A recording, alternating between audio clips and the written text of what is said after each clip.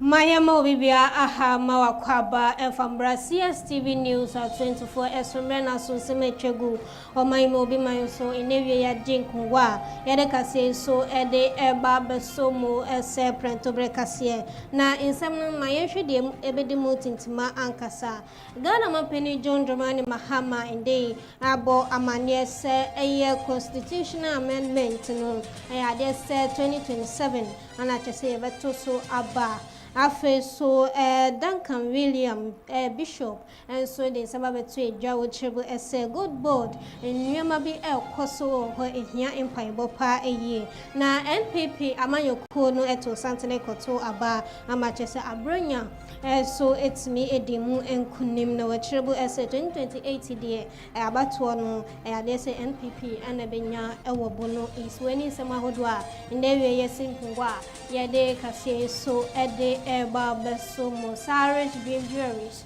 Amsa Block Machinery and Block Manufacturing, KS Rafimes Co Limited, Amonomo Soya Sindewia de Cassia so Ede Eba Besomo Shenenso, Ese Oko Abe Fidetin Tai Eswa, Facebook no Cstv Jill Koha.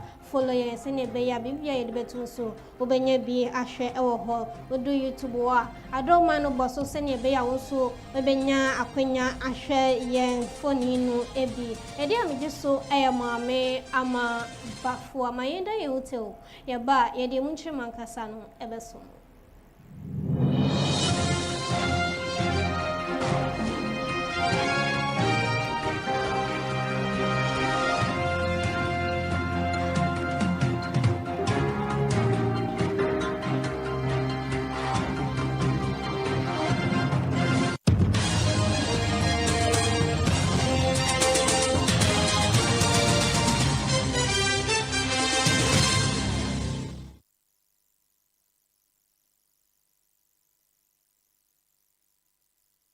Medase yebeshe yakasiye no asiye yediyeni kwa kuchiremu ewa Ghana mampeni John Dramani Mahama nakache na yeni na mse wabra abanyi abetina abenwa sono chese wapao eye committee bia omo eba behwe eye metre constitutional review committee sene beya ya mamra no eye 1992 constitution no obetimi ahwemu na de eye ne de enye ewo mu no suno mpenefo aye nsatraye ewo mu na nde ya meka say mpenefo ade eye report no akwa dan Ghana mampeni John Dramani Mahama na nde yi watrebu ese afimpinu ni eduonu enson no sa amendment and answer constitution no chese mpenifo aya insakraye ewo ma wode abano wase 2027 ana chese abatoɔ no ebekoso sa abatoɔ no amamuni ni na ana ebeto sa abano na yahwe ese aya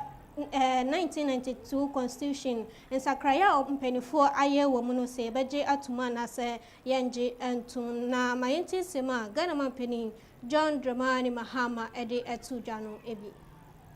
Regards to governance, he told you about the constitutional review.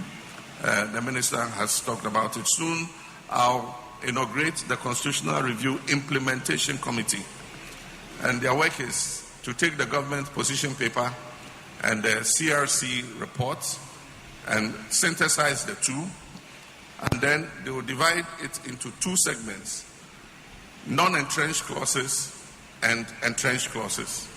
Non-entrenched clauses, we just need parliamentary approval. So those we will put before Parliament and we will vote and pass them. Entrenched clauses require that we conduct a referendum, and at least 40% of registered voters must vote, and 75% of them must say yes.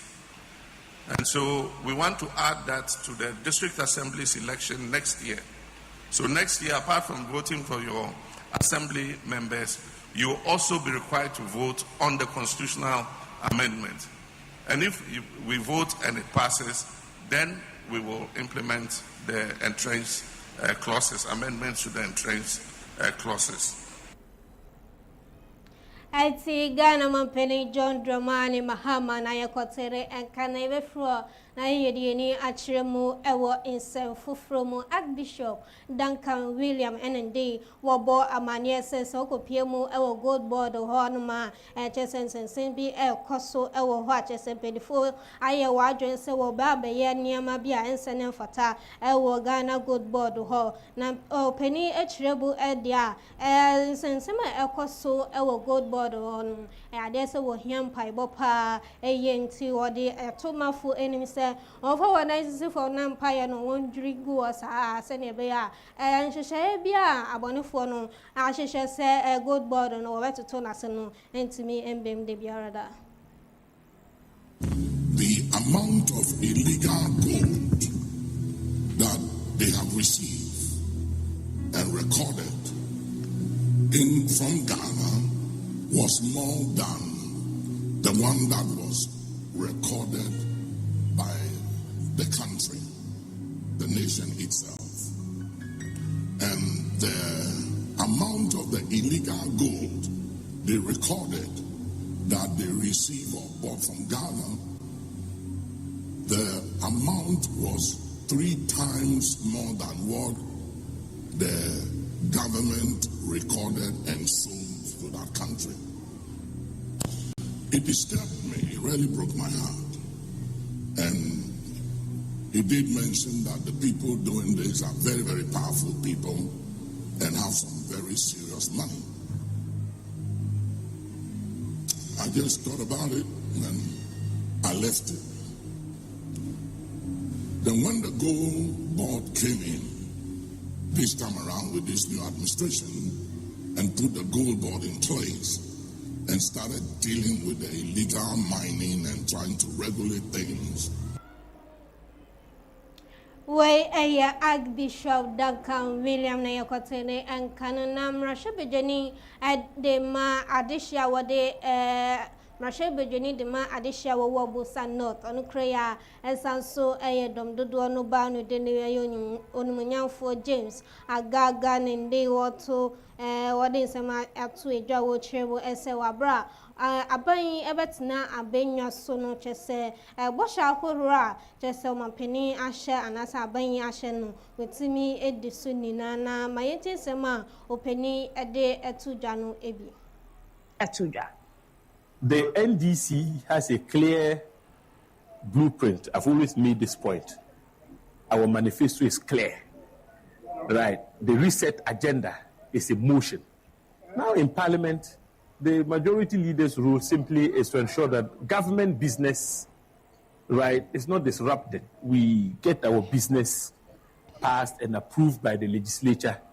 If the Constitution requires that we obtain prior parliamentary approvals before we take certain steps, we would ensure that, the business is not disrupted in any way, and that whatever approvals Parliament needs to grant. Government is actually about consensus building in most cases. So we try to build consensus with them. We won't abuse our numerical advantage in Parliament. You see, they have fewer numbers, but it doesn't mean that we would all the time use our numbers and not listen to. We will listen to them, but would also expect that they would be constructive in the way they go about business in the House. Na onumanyafo James Agaga ewie chino saso ede etu edwa mi kirese waye nyame so ade wone nadmo empenifo na afensu mesin kracho owo ho Solomon Agoti etimi abomode ama enanu da isubrania etoye achese efa amanfo enumu no enipa beye se empem ne edio ahamienu ne 1205 and acheso ho eka edwemu meka sei yaye aye de yede empa ahodo ene nnuane ahodo ade akoma adehia wo Busa no se ne be ya wo ho so betimi ahenhan wo. Together with my municipal chief executive Honorable Solomon Akokti, present these items to the director of NADMO. He's flanked by his 2 deputies, for distribution amongst the victims of the disaster. I know they have taken steps to identify them, and so they won't have difficulties distributing these amounts to those who really need them. Because the cause of the flooding, people lost their beds, their homes, their rooms. Na yɛbɛfiri hɔ na yɛde yɛni akyerɛ mu ɛwɔ nsɛm foforɔ mu na wonim sɛ aban no ɛyɛ na afemu die bia sɛ ɛba akwansra ho nsɛm a ɛdo so ɛbɛtumi ɛdi mu ɛwɔ ɔman Ghana hanom sei na woba ɔman Ghana hanom sei afade a amanfoɔ ɛhyɛ sɛ woyɛ aigbeni anaasɛ woyɛ fantini afade a wofa no ɛno ɛna ɛbɛkyerɛ sɛ woyɛ Ghana ni na ndɛ a meka sei Ghana ban ɛde nhyehyɛeɛ mapa egu akwan mu sɛ ne bɛyɛ Wana wanyin kente ewa ɔman mu no so no ebetumi atu impon na atre ahye mu na chief of staff de Emma vice president eye Alex Segbefia de inse say etu jawabra 31st agotume kente festival wode hihye so ewo framantem sese bi ana wode etu dwa. This year's theme reminds us that Kente holds an extraordinary place in Ghana's national life. It carries our values and identities, accompanies us through important moments in our lives, and has become one of the most recognized expressions of Ghanaian culture worldwide. The chain of knowledge required to sustain that cannot be taken for granted. As the Kuno has noted, weavers face input cost. Authentic woven Kente competes with cheap imitations. If we want our young people to learn and sustain this craft, we must all ensure viable livelihoods and opportunities for growth. Ora Alex Segbefia ekasawi echeno sanso ede etu edwa wochiremo ese aban no ede nhyehyɛ mapa egu akwemu achese wone asoya wohwa akwansra ho ensemu creative art empedifo ede ehye usene ebeya eba eye kente ho nwen na eno so ebetimi edimu pa ewo oman Ghana hane yetimi atre ahyemu akọ aman foforo eso na aboa etimi ama edwediebo selso Government is also strengthening the institutions responsible for developing the creative economy. Through the Ministry of Tourism, Culture and Creative Arts, the Creative Arts Agency and our cultural institutions, the focus is on expanding market access, supporting training and enterprise development, encouraging innovation and strengthening the protection of intellectual property. This last point is particularly poignant and relevant to Kente.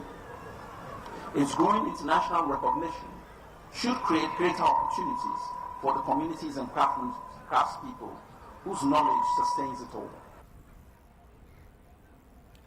Ora Alex Segbefia no chief of staff de Emma Mampeni abedi echire na Nigerian opoku ajumana yebefri ho na yedi ni atremu ewa ensam fufuro mu a unim se NPP amanyoko no executive elections no etimi ekoso na oba incline popone mantem a Dr. Bernard Okoboy and achese wotimi ede enkunim ewo man dey woye as a Greater Accra regional chairman ede Emma NPP amanyokuo no na wabra wodi enkunim saa no woni mpenifo awode ekopie mu ewo Dr. Bawumia Nakache na no anachese Dr. Bawumia akasa wo chirebu ese wawarehempa ese Dr. Bernard Okoboy ebetimi ede enkunim anasa wagisita hodo ede ama NPP amanyokuo no na mayente sema owra Bawumia ede etudwa no ebi.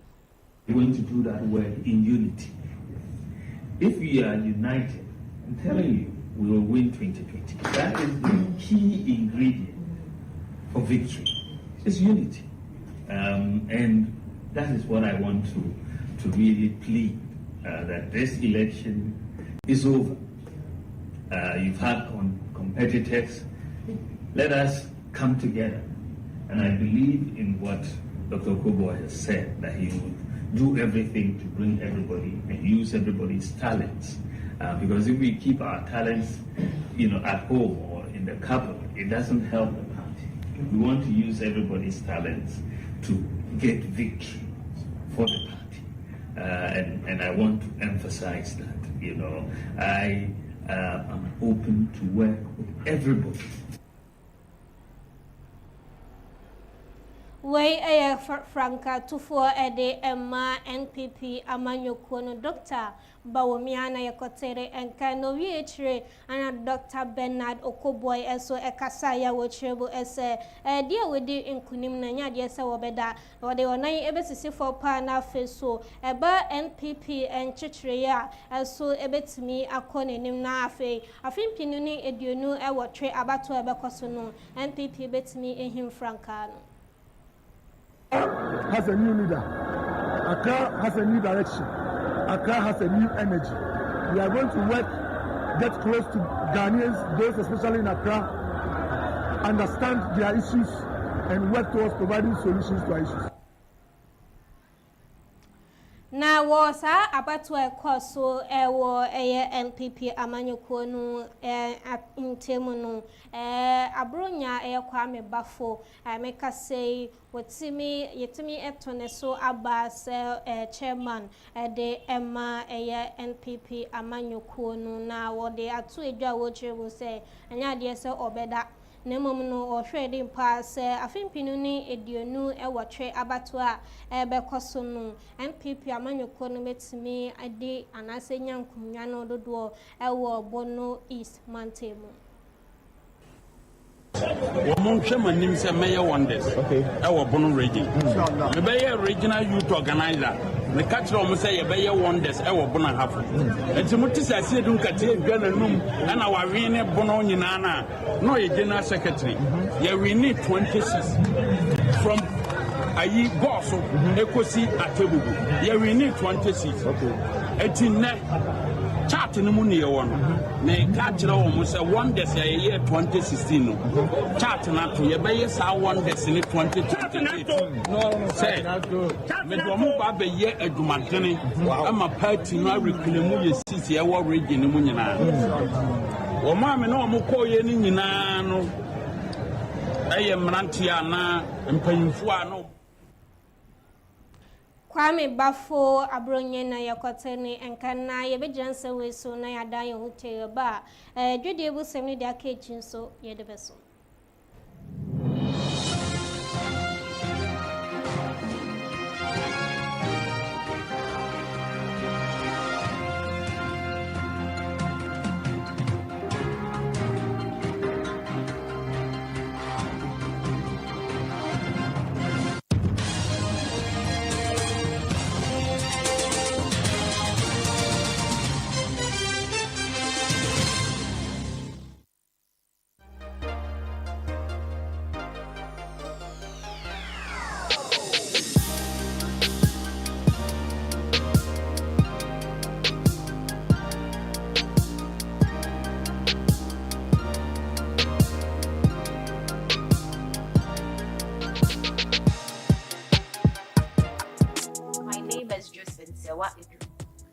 the manager of Crystal Jurek Pet Shop. Here, we have varieties of pet foods and accessories. When it comes to dog foods and cat foods, we have everything. We have the 25 kg pellets, the 20 kg, the 10 kg. We have Happy Home, High Performance, Dog Chew, Jack Pet Food, GC Puppy and Adults, High Retrieval, Happy Canine. When it comes to the leashes or the collars, we have everything, whether small, medium or large. We have their supplements, their vitamins, fish oils, medicated soaps, and their tablets. We also have the flea and tick sprays, their refreshers. And when it comes to their bowls, we have different types of bowls. Stainless or plastic bowls, medium, large. We have their traveling bags, their bathing tubs, their towels, and all their chains as well. We also do breeding of dogs and cats. Whether you are looking for poodles, puppies, any mixed breed, we have them. Foreign cats too are available. When it comes to their treats, we have their big bones, we have their biscuits, we have their snacks, we have our locations.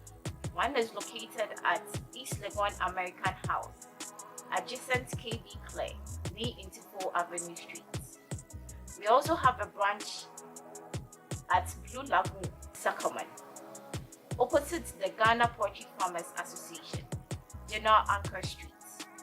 You can contact us on 0243 03 2066 or 020 473 8175. At Crystal Jewelry, we will always want your pet to smile.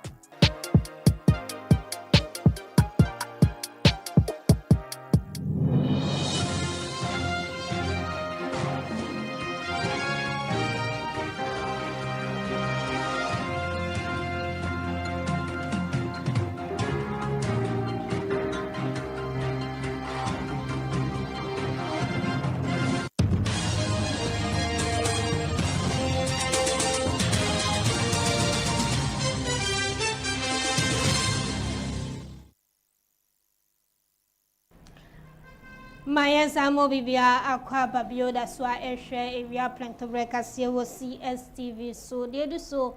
A dear more and Semna, Jumedia Beer Akoso, a war in free Mantema, Ghana Tourism Authority, a Chantia said GTA, and paid for a 1 PM, a war in free Mantema, Nina Fa a Ogwafe to Afasha, a Belcoso a September, a Bosumino now, which rebel at the Arabla PM, our honeymoon, Almina Beach Resort, and no ever Almina, make us say Yato, a yes, our resort to new. Afe so hotel bia no so wo honum Vika Executive Lodge so ade sem for atum na fe so Riz Homes and also to me atumu chese urban property and also Cape Coast and also yetimi atu ni na ne se wabra yakopie mu anase mpenifo ekopie mu ewo honum no akade anase ahyede a ewo se mpenifo ehwe so na wodi djuma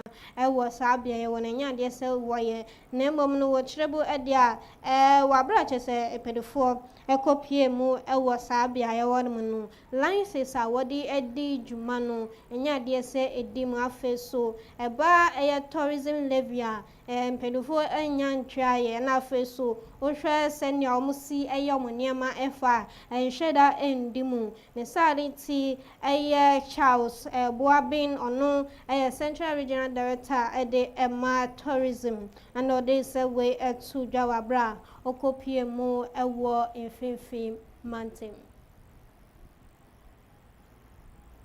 Na my friend Yediebo as Yediani Elka Kotremu ewo obi my so SM na Yedremu ewo US minor emu omampeni Donald Trump ale sam ababetu ejananwada ewo abefidie tentai eso so unima so obekaya seba South Korea omuni North Korea enhia kra chese na fufa no enheda democrat nenu ana chese omampeni Donald Trump ade sam bi ebetu dwa wo chirebu ese wo hwesenia North Korea omampeni anase peni a woda wonano jumedia wodi no esombo pa ye chese na nyema woye no eso eni ne sarinti wape North Korea penino asempa eye na nde ya meka say de de insema ba betu edwa wo chirebu ese asrafo a chese nde omobo ban eba ahyehye na feso US minor South Africa minor ma nanka omampani Donald Trump ehwe se South Africa man no ne wonso betimi edi kasubom na eba asra ejuma no so a betimi aka wo ho abom na feso bambom sebso etimi akoso ewo ho na nde ameka say South Africa South Korea and so etimi atwe wo ho efru na omampani Donald Trump de sansen we etu edwa wo abafifide tintan so na no kwesiada anajo na sansen we ebeto edwa na yebeko agudie mu ansem ndada na match bako eto edwa Arsenal na feso no Man City etimi ede ebone 2026 FA Community Shield no etimi ekoso na wiechre Arsenal etimi ebomodia ehye Man City 3-0 acheso wetimi ashebi na head coach ede ema Arsenal Mikel Arteta and so ekasaye after the game. The performance, with the results, and winning the first trophy. We talked about the desire that we have to start the season and to show ourselves how much we want it. And I certainly saw a lot of positive things there against a top opponent. I think it's down to the preparation that we've done in pre-season, to the decisions that the boys have taken after the World Cup, to continue to get prepared, to come early because they wanted to be part of this and they really wanted to win the competition because it's something that we earned last year, the chance to play against City here. And very impressed in the manner that we play, especially in the manner that we competed. So that's the standard for us, and if we drive the standards at this level, I'm sure that we're going to be really, really competitive. Mikel Arteta na yakotere ekana yebefru already ni achiremu ewa insefufru na Manchester City manager Enzo Maresca also ekasaya chese try to reset, analyze the game, and think from Tuesday about next game. Yakoye yakasi nini na ewo enijediemo esemo na Selasi Ibrahim ono executive director at the Regal Film Festival and awards na mami edin sema tuja wochirebo esende ohwe wana woyi mpaseriye wana chese wotwase ne watonyom ewo man Ghana hanum ese no edodo na TV stations ahodo no edi wona gaza obusika na wochirebo edia wana chese wodi won fifire obehu obi oda TikTok oyi anase oye bibia amanfo betimi asre ewo ho nanso na obi fufuro etechire na oje ehu esika eno anachese mami ababe kasa wochirebo ese esafo ni 9 days sika na anka wase ekọ wobotomu no ade se ekọ obi fufuro ho achese ndei omo ebrepa eba sika. No, with my first movie in Nigeria, mind you, they have the numbers. It's about 8 million views as of today. But I say, Selasi Ibrahim na yakotere enkani be jansen we so na kase ayabuabu nini nano yedi esi ewa ha Saris Dream Jewelries, Amsa Block Machinery and Block Manufacturing, KS Rafimesco Limited, NAP Apartment Hotel, Crystal Director Shop, Omonomuso Yase, in the way I yasin Kungwa Yereka so ede ebesumu, Imuabu Afoni na Medo Bibia Ase, Ediam Jeso,